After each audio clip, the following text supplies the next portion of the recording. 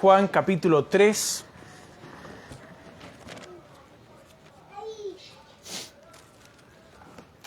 Evangelio de Juan capítulo 3 es el cuarto y último evangelio en la Biblia.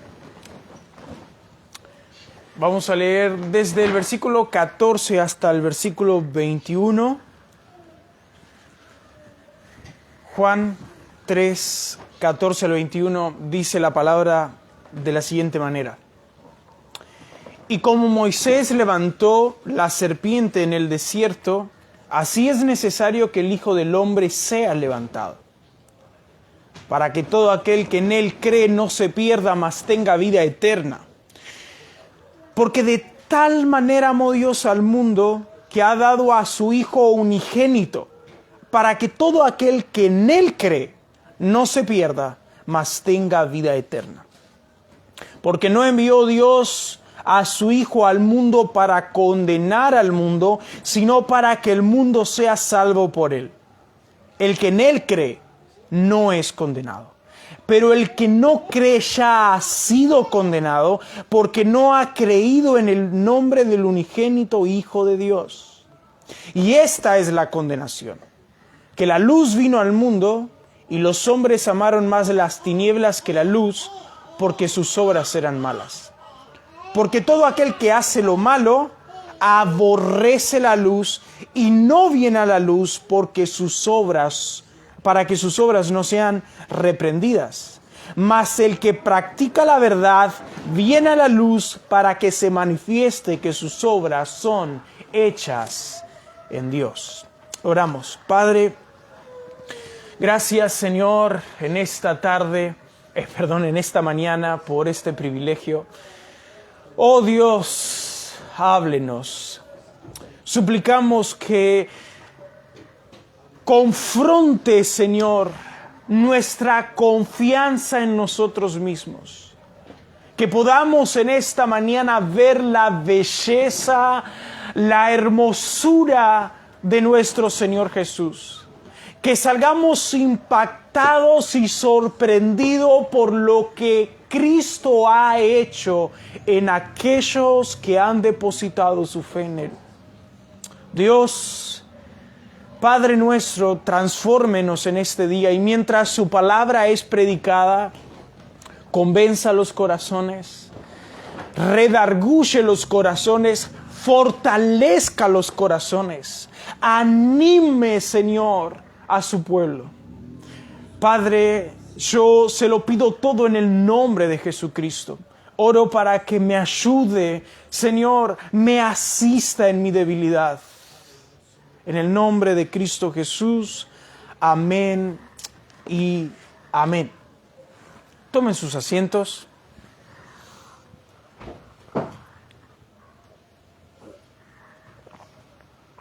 Si estamos un día por la noche, suponga cualquier día de la semana, pero un día de verano, esos días que el cielo está limpio, sin una nube, nosotros nos vamos a una plaza que está muy bien iluminada.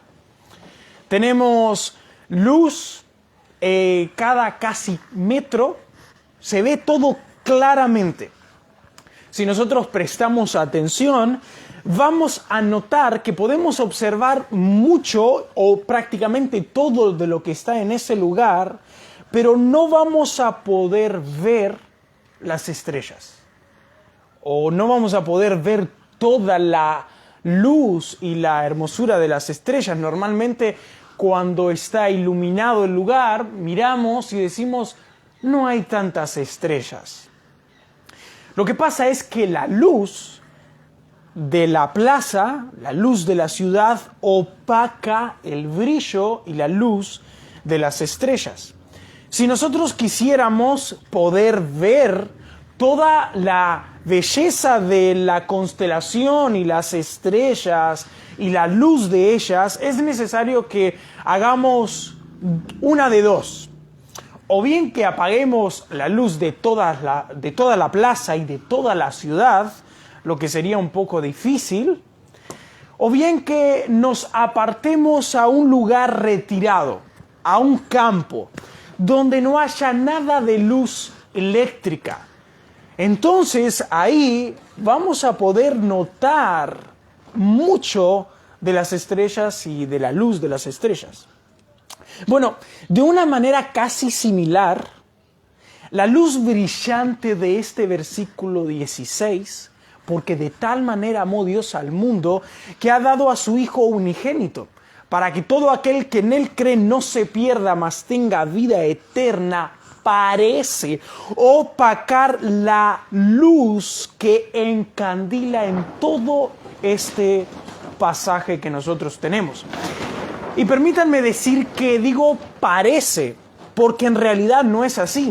Cada verdad de las que Jesús está diciendo en el pasaje tiene suficiente luz y es suficientemente brillante como para llamar nuestra atención.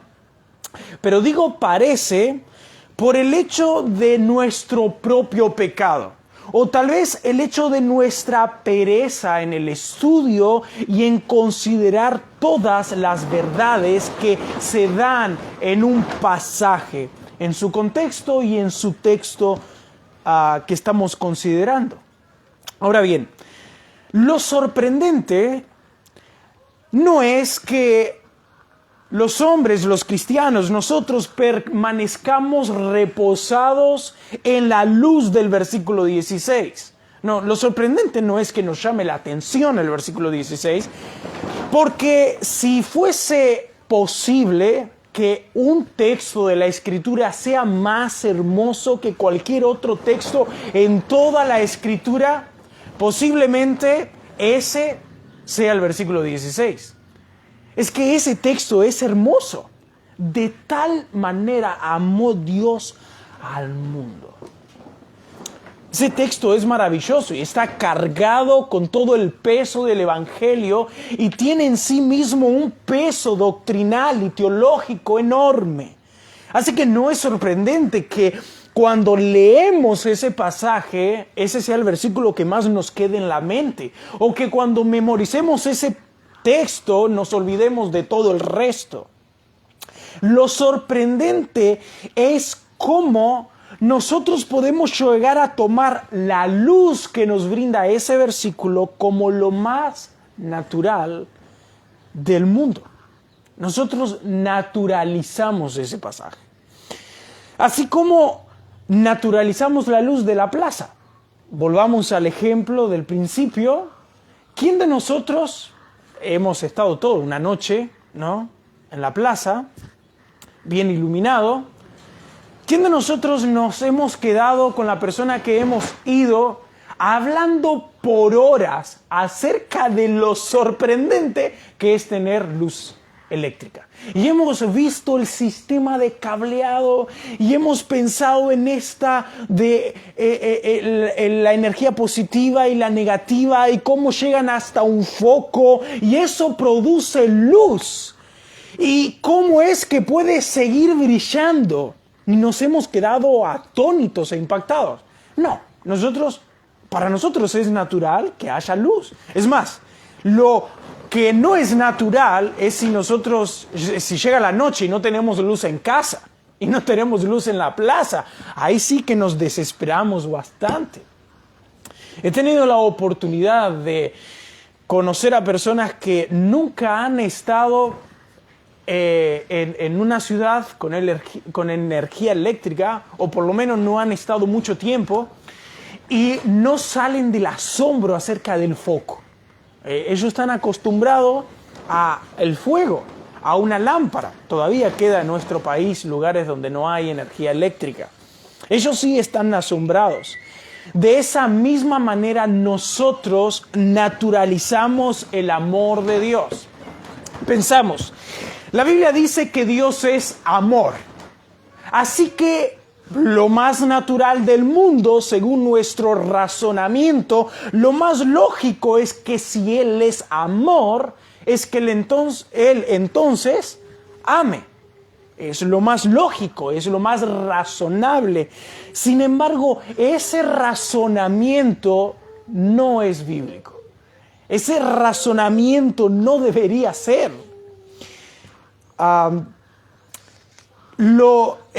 Vemos, imagínense lo siguiente. Este razonamiento es absurdo teniendo la siguiente ilustración.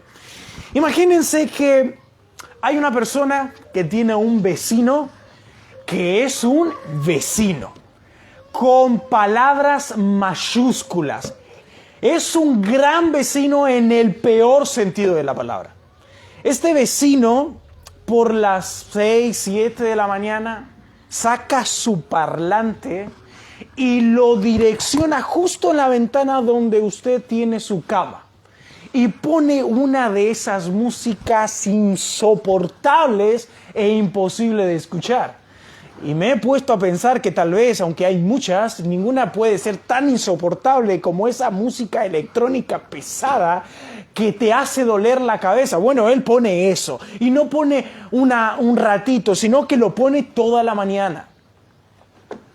Además, ese vecino saca la basura y la coloca en el cesto de su vecino, no en el de él. Y después de haber colocado la basura en el cesto de los vecinos, él larga a sus perros que rompan toda la basura y la desparramen por la vereda de este vecino.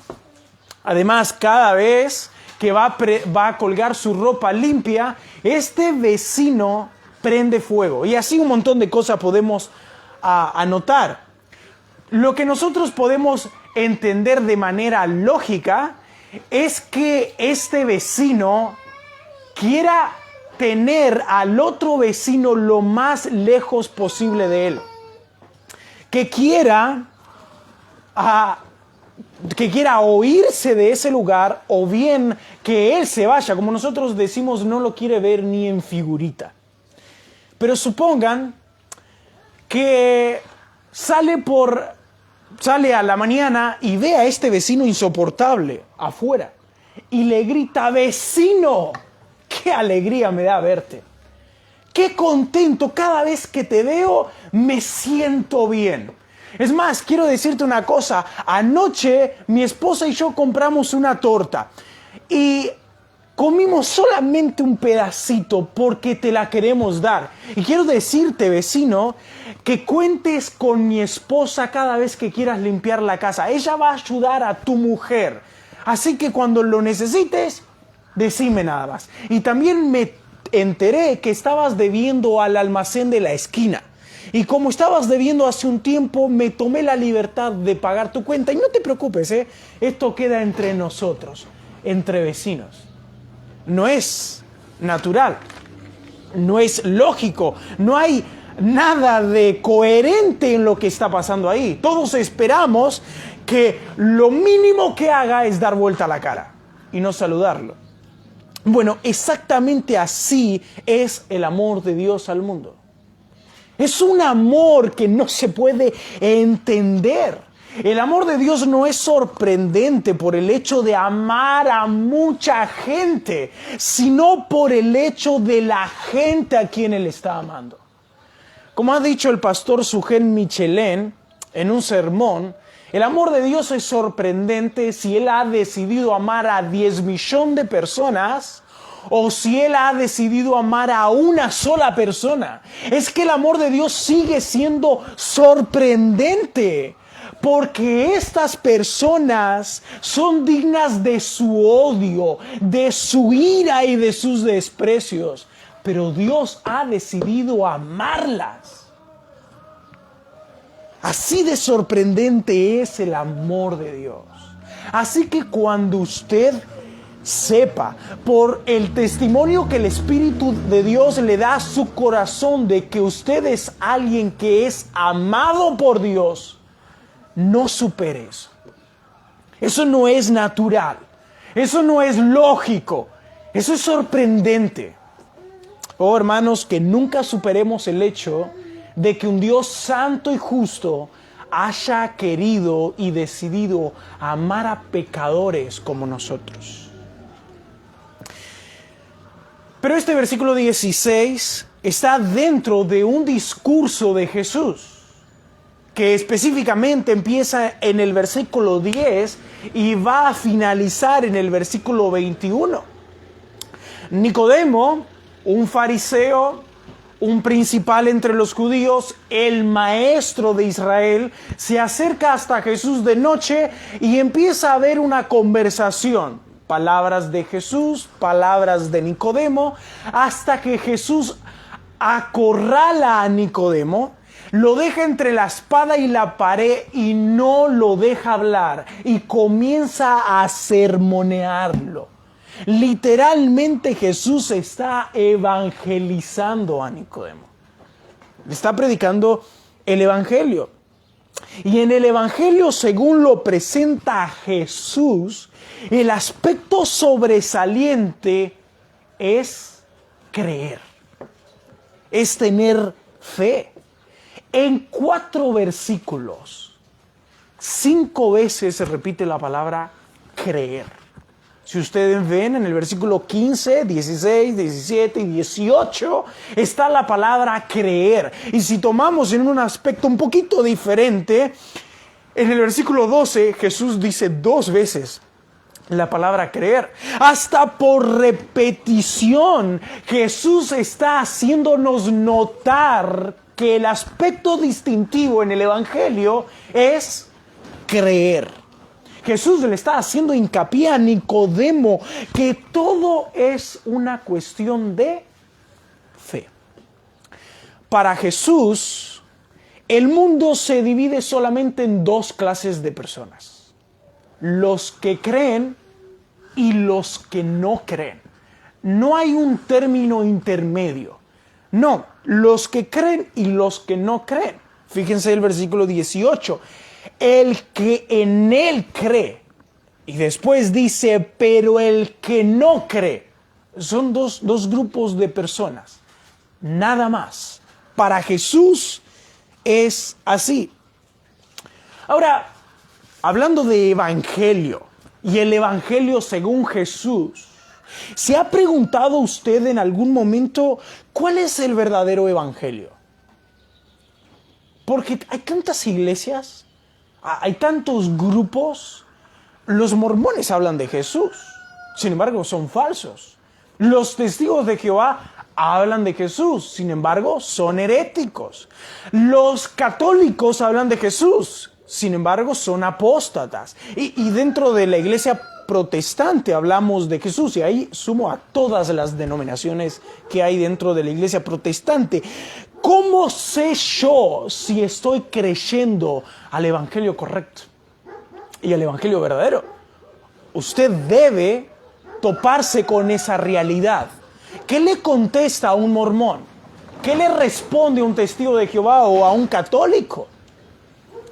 ¿Cómo sé si estoy creyendo en el evangelio correcto? Bueno, ¿qué mejor que encontrar nuestra seguridad al escuchar el evangelio de la misma boca de Jesús?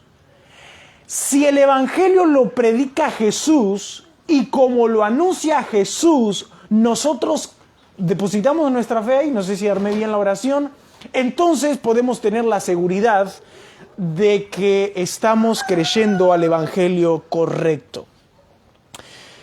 Jesús le está predicando a un hombre, Nicodemo, que si lo podemos catalogar, poner un título, una etiqueta en él, era solo obras. ¿Vieron el cartel que nosotros tenemos allá afuera? Nosotros somos sola escritura, sola fe, sola gracia, solo Cristo, solo a Dios gloria. Bueno, este hombre entraba en la etiqueta de solo obras. Toda la esperanza de Nicodemo y con él todos los judíos estaba puesta en su esfuerzo y cumplimiento de la ley. La salvación para Nicodemo y para todo el pueblo de Israel dependía enteramente de su disposición y de la eficacia en guardar los mandamientos y el comentario de los maestros de los mandamientos y el comentario de los comentarios de los mandamientos, o sea, la tradición. Necesitaban guardar absolutamente todo eso. Y la salvación se sostenía si firmemente las guardaban hasta el final. Así que un judío o un fariseo nunca podía llegar al momento de decir, soy salvo. No, sino que él tenía que aspirar a eso con todas sus fuerzas. Y si llegase a lograrlo, debería mantenerlo siempre de manera perfecta. Ahora, los fariseos sí, ellos creían que habían alcanzado y que se mantenían en ese lugar. Pero en el Evangelio según Jesús, cuando Él está predicando el Evangelio, Cristo viene a romper con todo el esquema y la estructura legalista que tenía Nicodemo con todo el pueblo de Israel. Jesús le dice a un hombre que es todo obras, todo es cuestión de creer o de no creer. Para alivio nuestro, podemos decir con toda alegría que Jesús es sola fide, sola fe. No es fe más obras, según dicen los católicos romanos o muchos legalistas dentro de la iglesia protestante, sino que es solo fe. Fíjense lo que dice el versículo 15. Para que todo aquel que en Él cree no se pierda, mas tenga vida eterna. No hay nada más que la fe en todo este pasaje. Los romanistas, los católicos romanos, que son los que más protestan en cuanto a esta doctrina bíblica y dicen que la sola fe no es una doctrina bíblica, es necesario que ellos arranquen de la boca de Jesús el Evangelio. Porque para el Evangelio según Jesús, todo es cuestión de creer. Ahora, el término fe o el término creer que Jesús está usando acá no es ambiguo y liviano. O sea, sí, yo creo en Jesús, así como creo que el sol sale en el este y se esconde en el oeste. Sí, yo creo en Jesús y también creo en mi abuelita, en mi mamá, en la buena suerte, en el horóscopo, en el destino y en cuantas cosas más. No, esa no es la clase de fe. El término creer o fe que Jesús está usando acá es un término bien concreto y específico. Y podemos resumirlo en tres cosas. Cuando Jesús habla de creer, en primer lugar está diciendo que el creer tiene un depósito absoluto. O sea, que la fe es depositada en una sola persona y en nadie más. ¿Vieron el versículo 16? Dios envió a su Hijo al mundo para que todo aquel que en Él cree. La fe es únicamente en Jesús, en nadie más. Así que no es la fe en Jesús más la fe en mis obras, es la fe solo en Él. En segundo lugar, manifiesta una visión clara de la humanidad. Esta fe manifiesta una visión clara de la humanidad pecadora. Esta fe nos lleva a reconocer que estamos todos en pecado y que necesitamos una salvación. Porque en el contexto en el que esto fue predicado es el contexto de la serpiente. ¿Se acuerdan ustedes del versículo 14 y lo que hemos predicado de la serpiente? La serpiente mordía al pueblo y ellos miraban a la serpiente porque reconocían que estaban infectados por el veneno. Así que la fe de la que Jesús está hablando es aquella fe que nos lleva a ver la pecaminosidad del mundo y nuestra propia pecaminosidad. Y en tercer lugar, esta fe se evidencia por medio de obras. No es que es fe más obras, es que la fe que recibimos viene llena de obras. Pablo dice a los Efesios capítulo 2, versículo 10, que somos hechuras suyas, creadas en Cristo Jesús para buenas obras, que Él ha preparado de antemano para que anduviésemos en ellas. Así que cuando nosotros recibimos fe para salvación, recibimos junto con la fe un paquete de obras que Dios ha administrado y ha preparado y las ha seleccionado para nosotros, para que andemos en ella. Dice el versículo 21. Mas el que practica la verdad viene a la luz para que sea manifiesto que sus obras son hechas en Dios. Así que la fe es algo bien concreto. No es lo mismo creer que ser crédulo. Se parecen, pero no es lo mismo.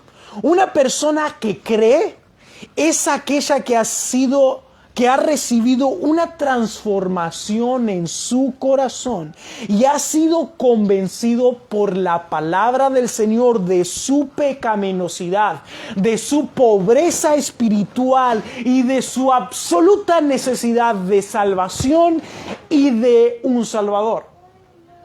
Por su parte, el crédulo es aquel que la misma definición de crédulo lo dice. ¿Qué significa crédulo? Es alguien que cree rápidamente o es alguien que cree con facilidad.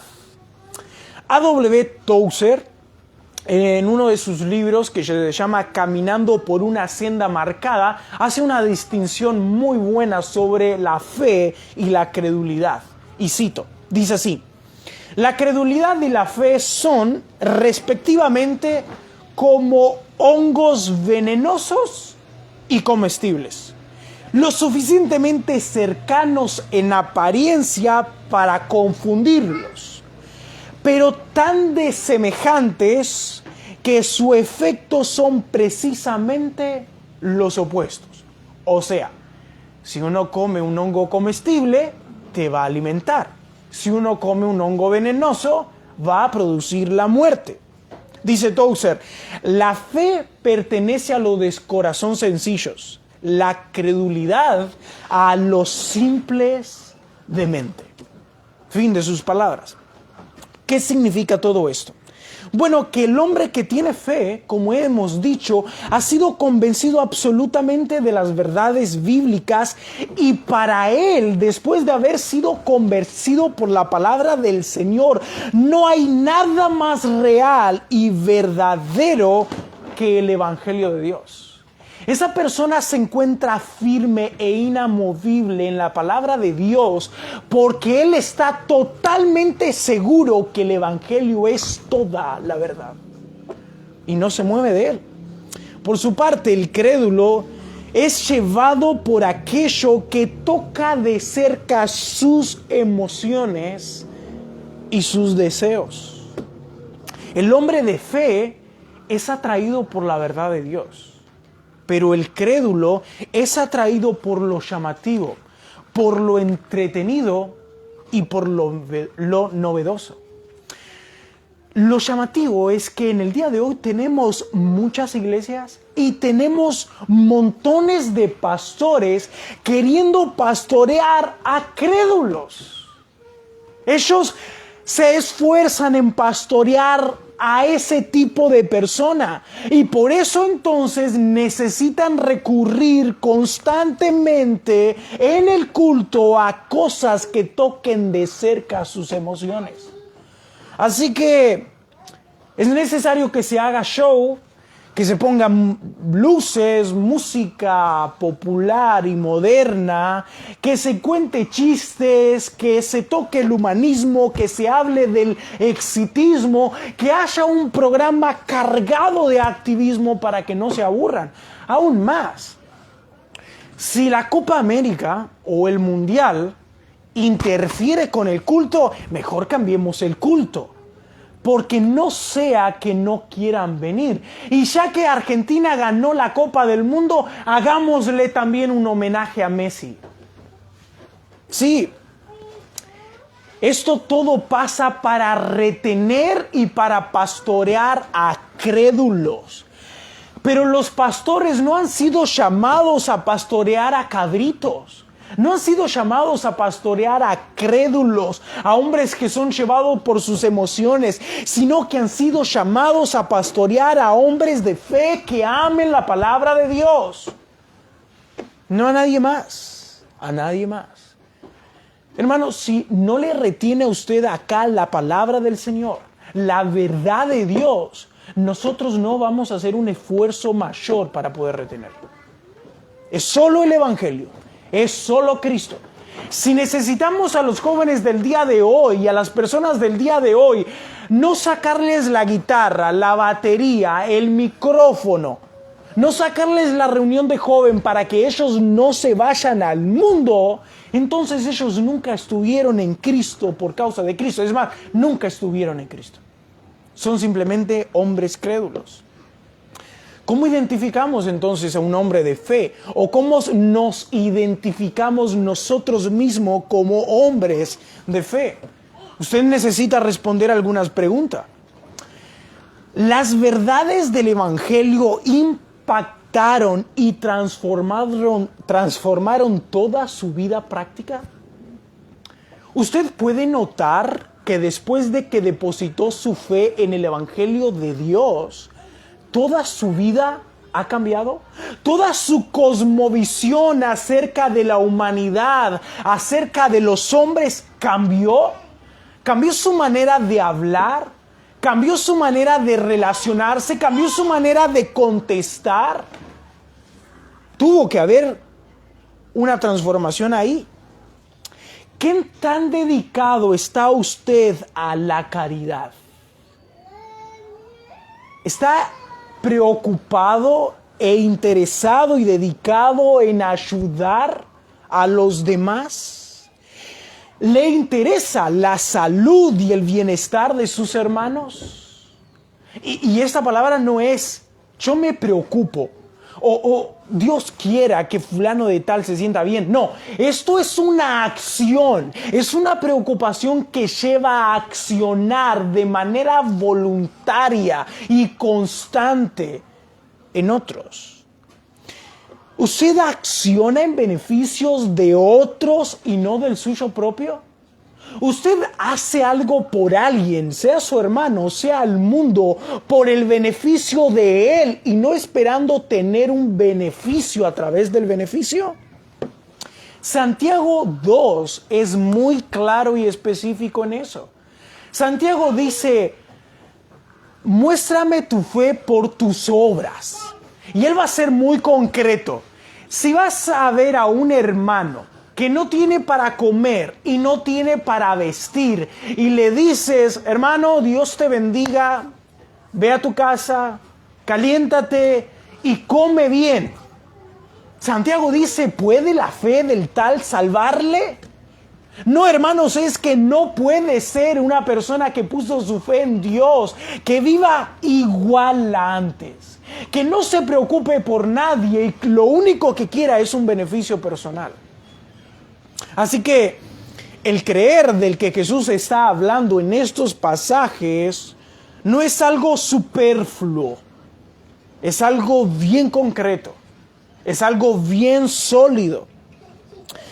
Ahora bien, ningún hombre en toda la tierra posee en sí mismo de manera natural este tipo de fe que Jesús exige en este pasaje.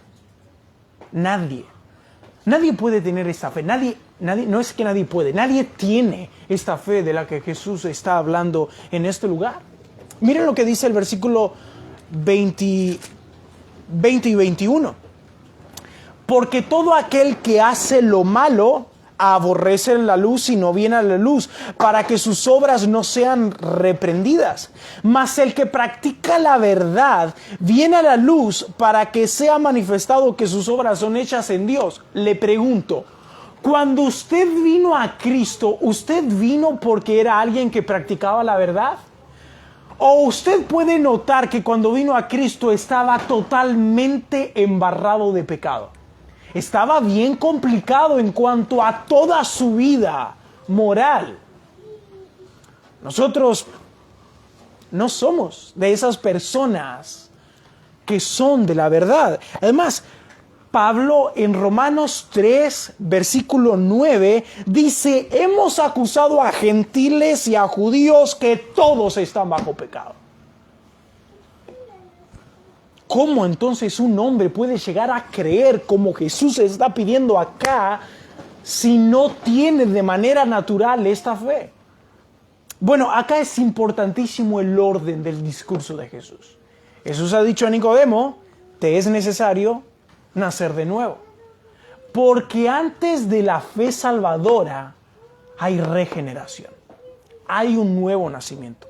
Y aquellos a quienes Dios regenera, los hace nuevo por el poder suyo y por su propia voluntad. A ellos les implanta fe salvadora. Efesios 2:8. Por gracia sois salvos por medio de la fe. Y esto no de vosotros, pues es don de Dios. Juan también ya nos lo ha dicho en San Juan 1, versículos 12 y 13. Dice, mas a todos los que le recibieron, a los que creen en su nombre, les dio potestad de ser hechos hijos de Dios, los cuales no son engendrados de sangre, ni de voluntad de varón, ni de voluntad de carne, ni de voluntad de varón, sino de Dios. ¿Qué está diciendo Juan? Que solamente son adoptados en la familia de Dios aquellos que creen. Pero solamente pueden creer aquellos que son engendrados de Dios. Aquellos que nacieron según la voluntad de Dios. Así que es necesario que Dios dé una regeneración. Y que después de eso Él dé fe salvadora. Para que entonces nosotros podamos creer tal como Jesús dice acá. Es por eso que un autor ha dicho lo siguiente. Dios dio a su Hijo. Dios nos da la fe para aceptar a su Hijo. Y Él nos da la vida eterna como recompensa del ejercicio de esa fe. A Él sea la gloria por siempre y jamás. A Él sea la gloria. Él nos ha regenerado y nos ha dado fe para que la depositemos en Jesús. Ahora, en el Evangelio según lo anuncia Jesús, Cristo afirma que los que creen en Él tienen por lo menos 3 beneficios. Eso es lo que vamos a aprender en el pasaje. En el Evangelio según Jesús, aquellos hombres que depositan su fe en Jesús, ellos tienen 3 beneficios. En primer lugar, no se pierden. En segundo lugar, es salvo. Y en tercer lugar, no es condenado. El versículo 16 dice, mas todo aquel que en Él cree, no se pierda. El versículo 17 dice que Dios envió a su Hijo al mundo para que el mundo sea salvo por Él. Y el versículo 18 dice, el que en Él cree no es condenado. Ahora, estas palabras nosotros podemos tomarlas como sinónimos, pero cada una de ellas manifiestan una noticia gloriosa a aquel que ha depositado su fe en Jesús y un beneficio maravilloso. En primer lugar, Jesús dice que aquellos que creen en Él es para que no se pierda. Jesús en su evangelio asegura la salvación de los suyos hasta el final. Eso es lo que significa la palabra no se pierdan. Jesús va a decir más adelante en Juan 10, 27, 28 y 29, mis ovejas oyen mi voz y yo las conozco y me siguen y les doy vida eterna y nadie las arrebatará de mi mano. Mi Padre que me las dio es mayor que todos y nadie las puede arrebatar de las manos de mi Padre. Jesús ha dicho, tú has creído en mí, jamás te vas a perder. Él ha dado un beneficio glorioso a los que han depositado la fe en Él. Una salvación eterna. No es una salvación temporal. No es que Dios nos ha salvado y ahora ha dicho todo depende de qué bien te comportes y de cuántas obras hagas. No es que Dios nos ha salvado y en la salvación nos ha asegurado que no nos perderemos. Acá tenemos a un hombre luchando por su salvación. Nicodemo constantemente. Y ahora Jesús le presenta acá tenemos a un hombre luchando por su salvación y la perseverancia de ella por medio de obras. Y Jesús le dice: el que cree en mí jamás se perderá. En la buena noticia que Jesús anuncia, promete y asegura una salvación completa y perdurable. Es que Él da vida eterna. Ese es el término. Muchos hasta el día de hoy no soportan esta verdad.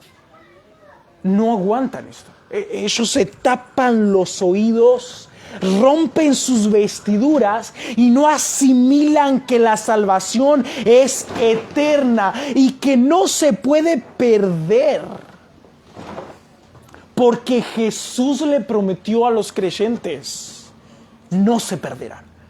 Hermano, ¿usted ha depositado su fe en Jesús? No se perderá. Usted ha depositado su fe en el crucificado, no se perderá. No hay nada que lo pueda hacer perder. Creo que ya he dicho esto en otro sermón. Pero no hay nadie que nos pueda arrebatar de las manos de Jesús. Cuando yo era chico, me gustaba jugar a querer abrirle la mano a mi papá o a alguien. Y a veces no era yo solo, éramos 3 o 4, todas mis hermanas, que intentábamos abrirle la mano y no podíamos. Bueno, ¿sabe lo que ha hecho Dios a los que han depositado su fe en Él? Los ha puesto en su mano, y no es que lo ha puesto, los ha esculpido en su mano y la ha cerrado. Y aunque el diablo y todos los demonios y todos los hombres la quieran abrir, Él es más fuerte que todos. La salvación está asegurada en Cristo. Él ha dicho: no se perderán. Alabado sea el Señor. En segundo lugar, el segundo beneficio que Jesús presenta y da a aquellos que depositan su fe en Él es que esa persona es salva.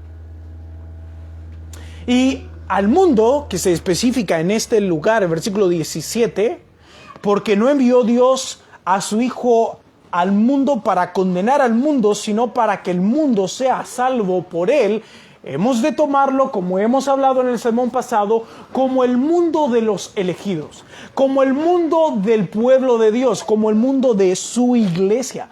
Ahora, hermanos, yo sé que usted, si yo le digo: Dios lo ha salvado en Jesús, usted podrá pensar que eso significa que usted ha sido salvo por Cristo de la ira y del infierno. Y eso es cierto. Jesús nos salva de la ira y del infierno.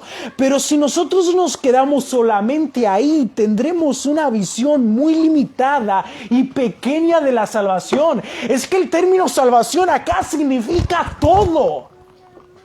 Jesús ha salvado a los suyos. Ahora, ¿qué significa esto? Bueno, Jesús nos salvó en primer lugar del estado caído. Todo ser humano nace caído. Sin embargo, en Cristo Jesús hemos sido salvados de esa corrupción. Y ahora, por medio del Espíritu Santo y la predicación de la palabra del Señor, somos santificados hasta llegar a la altura de la plenitud de Cristo, a un varón perfecto. Jesús nos ha salvado del poder del pecado.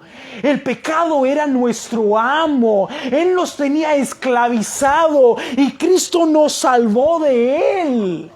Así que nosotros podemos luchar efectivamente contra el pecado, y en el futuro nos promete liberarnos del residuo de pecado que todavía hay en nosotros. Jesús nos salvó del reino de Satanás. Sí, Satanás era nuestro rey. Él era el gobernante de todo nuestro mundo. Pero Cristo ha desarticulizado el reino de Satanás y se está desmoronando como se desmorona un castillo de arena en una tormenta. Se está cayendo y Él nos ha liberado de ese reino y nos ha puesto en su reino. No le pertenecemos a Satanás. No hay nada que Él nos pueda arrebatar, no hay nada que Él nos pueda robar. Él nos salvó de eso.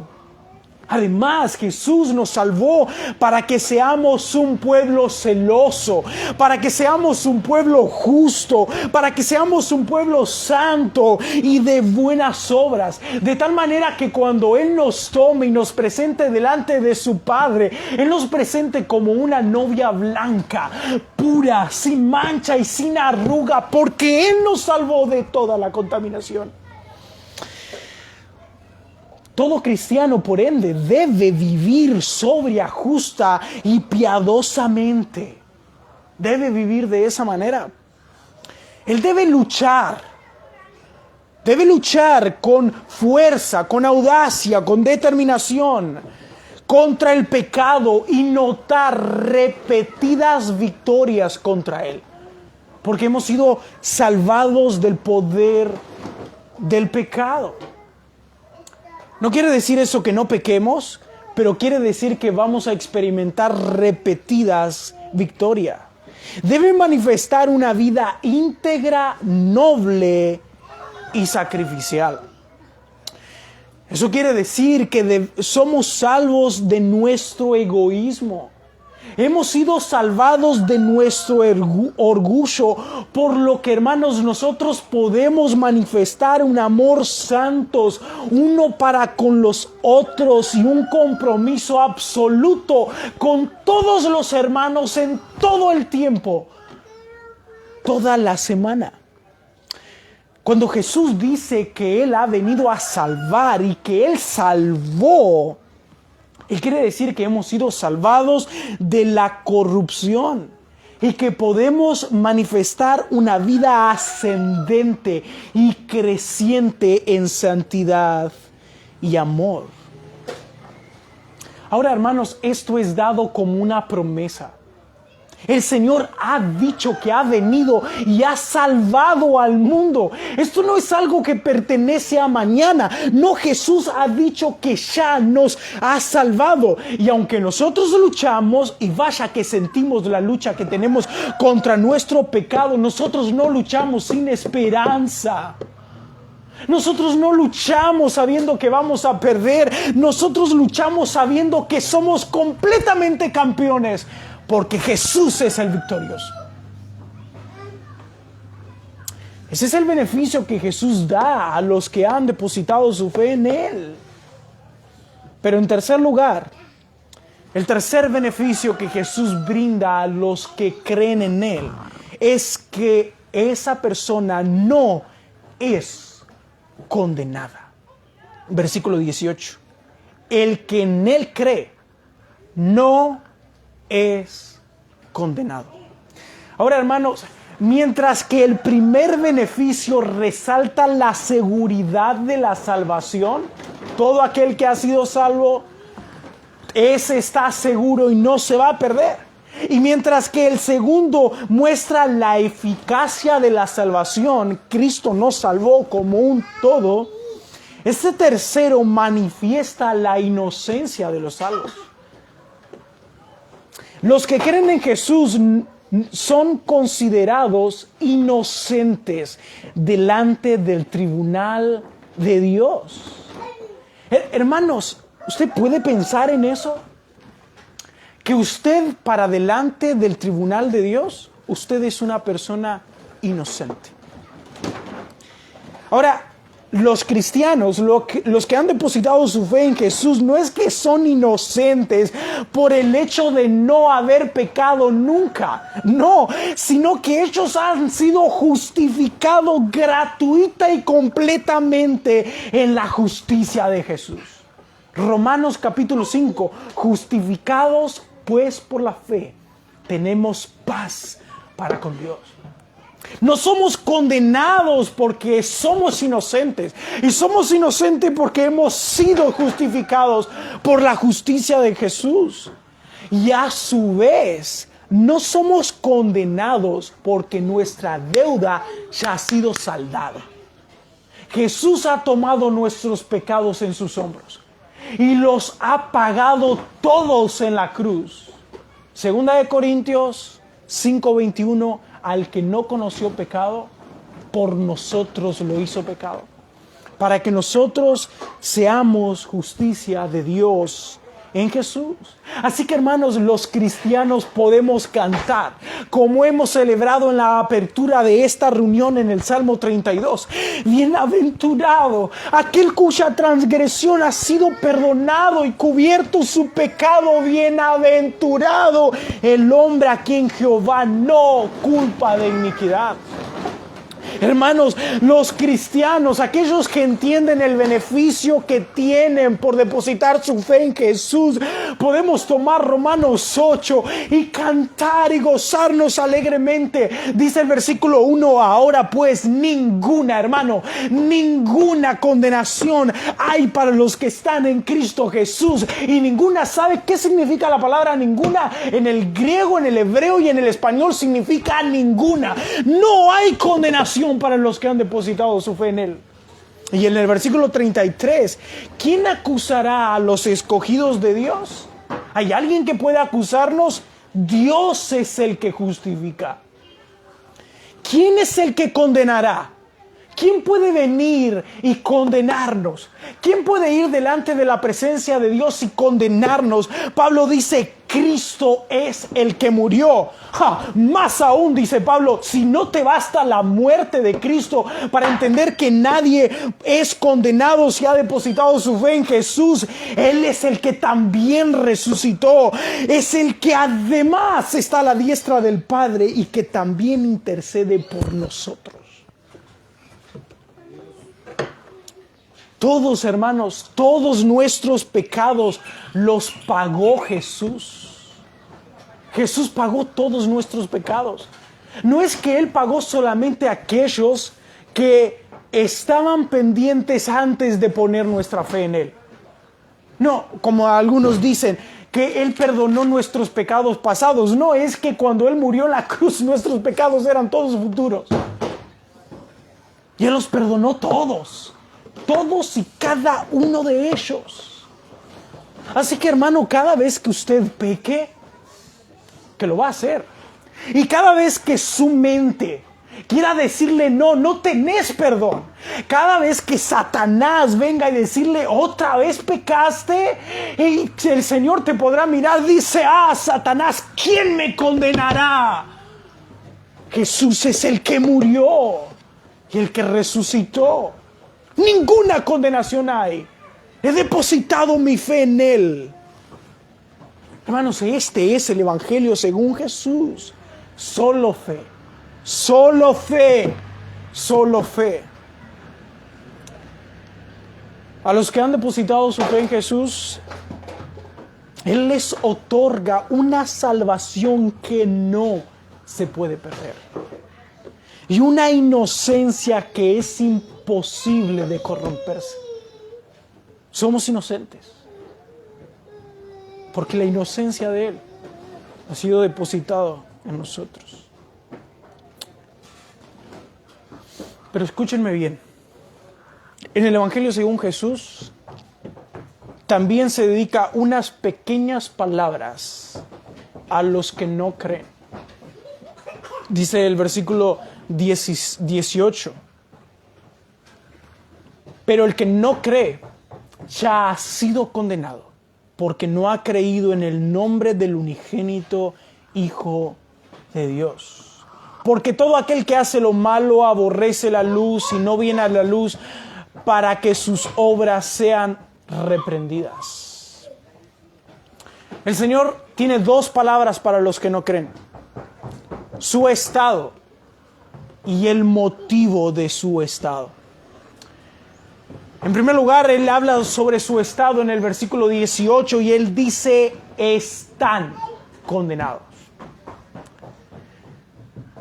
Si usted está en este lugar y no cree en Él, o simplemente es una persona crédula, quiero decirle que perderse es una garantía.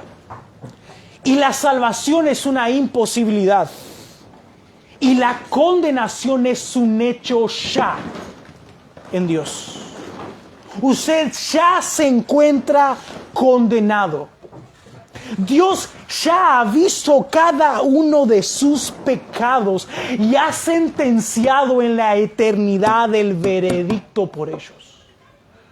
La mano airada de Dios está sobre su cabeza y es solo cuestión de tiempo para que ella caiga con tanta fuerza que le aplaste totalmente. Todos los justos juicios de Dios que han sido decretados están delante de su trono y piden continuamente permiso para caer sobre su cabeza en un momento u otro. Usted en la eternidad ha sido puesto en balanza y fue hallado falto. Mi amigo, si usted es incrédulo, o si usted es un crédulo llevado por cualquier emoción, no le tengo buenas noticias. Usted decidió creerle al diablo. Porque no creer en el mensaje de Dios es creer en el mensaje de Satanás. Adán y Eva estaban en el Edén.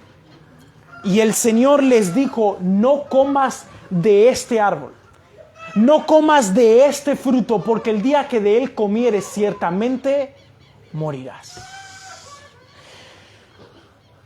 Pero la serpiente le dijo, no es así, sino que cuando comas de él serás igual a Dios. Y el primer pecado de Adán y Eva no fue la desobediencia, sino que fue la incredulidad. Ellos decidieron no creerle a Dios y decidieron creerle al mismo Satanás. Así que toda aquella persona que no cree en Jesucristo está creyendo el mensaje del diablo. ¿Cuál es el motivo de su condenación? Obviamente dice Jesús que es porque no ha creído en el unigénito Hijo de Dios. Y en el versículo 20 lo dice de una manera mucho más clara. La condenación es porque usted odia a Dios, porque usted odia a Cristo, porque usted odia su palabra, porque usted odia su iglesia, porque usted odia su santidad. Por consiguiente, el juicio y la condenación es que usted ama su propio pecado. Que usted se ama a sí mismo y ama al mundo y encima usted ama su incredulidad. Mi pregunta es, ¿en qué lado está usted? ¿Entre aquellos que creen o entre los que no creen? Porque en el Evangelio según Jesús no hay nada más que dos bandos, que dos grupos, los que creen y los que no creen. Y si usted ha depositado su fe en Jesús, hermano, gócese. Porque los beneficios que Él da a los que depositan su fe en Jesús son abundantes y gloriosos. Pero si no has creído en Él, por favor, no se vaya de este lugar. No se vaya de este lugar.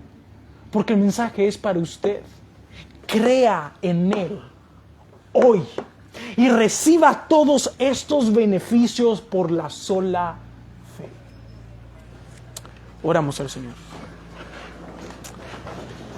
Oh Padre, qué ricas e inescrutables son sus verdades y son sus noticias. Estamos maravillados por su palabra, sí, contentos por su palabra. Y en este momento suplicamos y pedimos, Señor,